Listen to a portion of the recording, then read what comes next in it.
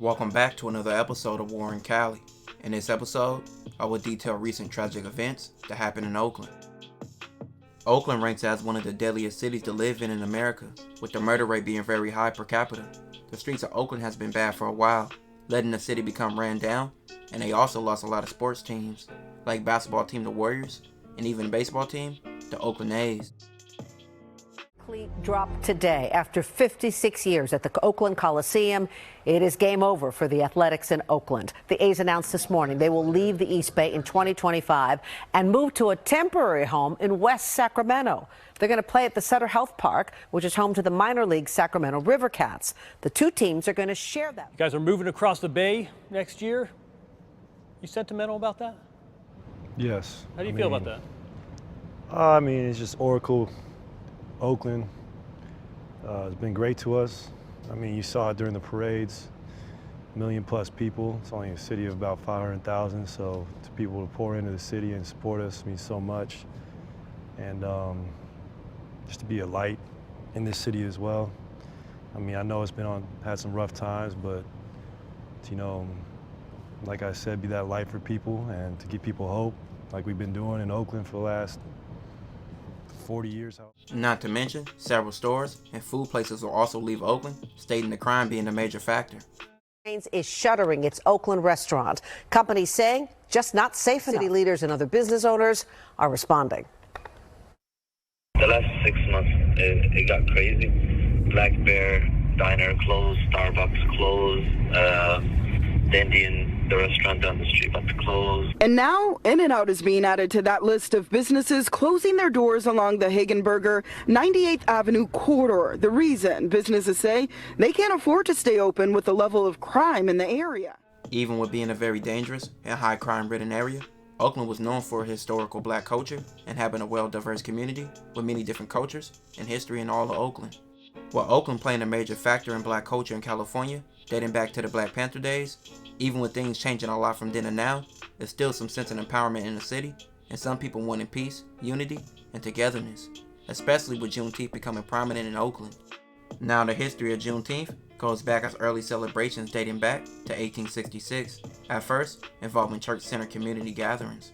The gatherings spread across the South among newly freed African American slaves and their descendants and became more commercialized going into the 1920s and the 1930s. Many African Americans who left the South during the Great Migration brought these celebrations to the rest of the country. During the Civil Rights Movement of the 1960s, these celebrations were eclipsed by the nonviolent determination to achieve civil rights, but they grew in popularity again in the 1970s with the focus on African American freedom. Juneteenth was recognized as a federal holiday in 2021 when Congress and President Joe Biden signed the Juneteenth National Independence Day Act into law. Juneteenth became the first new federal holiday since Martin Luther King Jr. Day. So with Oakland's black community being so enriched in history, the city will host the first official Juneteenth event that year in 2021. Many people will come to the Juneteenth event in Oakland, and many from different cities outside of Oakland. It will be vendors, music, food, and an overall great event, but the great atmosphere will soon fade. It was said to be around 5,000 people or more who went to the Juneteenth event, but police said approximately 5,000 people had gathered at the lake when the gunfire started. The gunfire started around 6:22 p.m. on the 2200 block of Lakeshore Avenue. Before then, the scene had been joyous, peaceful, and community members dancing in the streets. 6 of the victims, including a vendor, were taken to the local hospital for treatment. All survived but one. The 6 victims described as 4 men ranging from age 16 to 27 and 2 women. Immediately after the shooting, Oakland police observed 2 men running from the scene with guns in their hand. Both men were detained and their 2 guns were recovered, but both men were later let go when it was determined they were not involved in the shooting. One of the victims who didn't survive this shooting was a San Francisco rapper from a project called Sunnydale.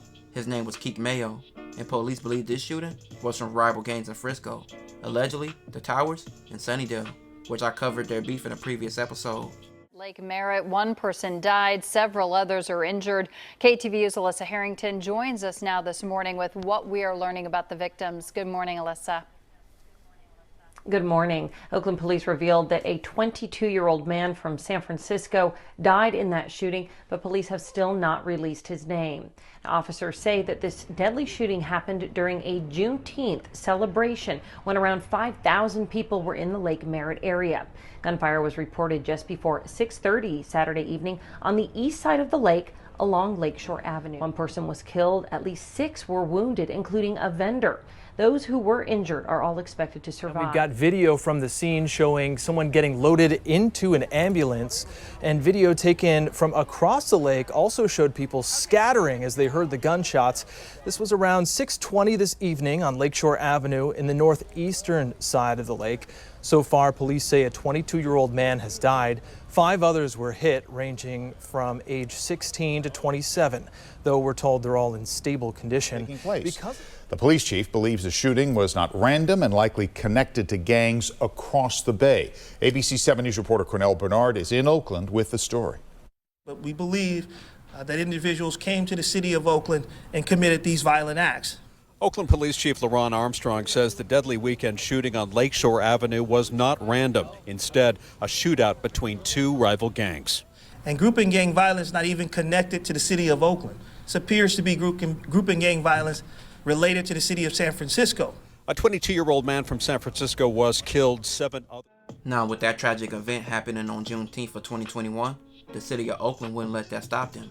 So in 2024, the city will host the same event in the same exact location. Thousands of people gathered around the lake to celebrate Juneteenth, and that gathering was going good until around 8:15 p.m. when a sideshow took over the intersection of Grand Avenue. A fight broke out, and then shooting started. An individual walked across the hood of a car, leading to multiple people exiting that vehicle and violently attacking that person. Fights then broke out along Grand Avenue, and this escalated to gun battles. 50 shell casings along the block were recovered.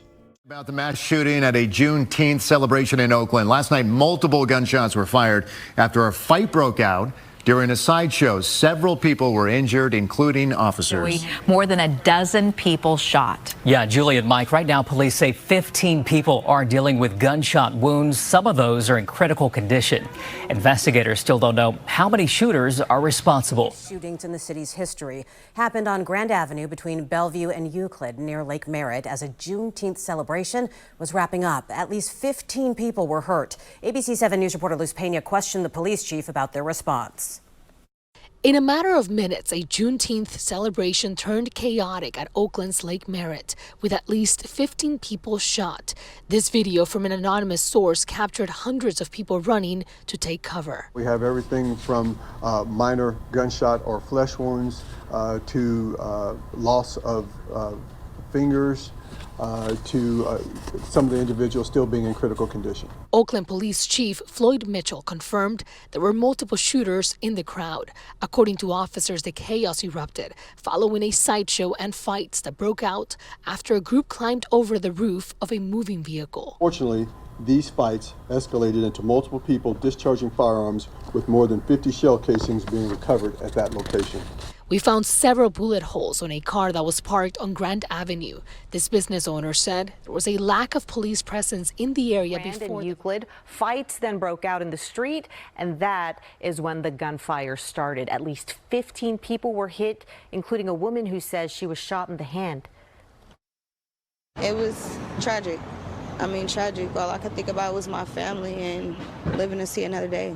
It's the day we were supposed to come out here and, celebrate and have fun, and it's just, Oakland got to do better. So far, there have been no arrests. This would be a crazy shooting, leaving 15 people shot. Now, Juneteenth is supposed to be about celebration of freedom, togetherness, and unity, but these events has caused more pain and death than good. This will conclude this episode. If you haven't already, make sure you check out my previous episodes. Don't forget to like, comment, and subscribe.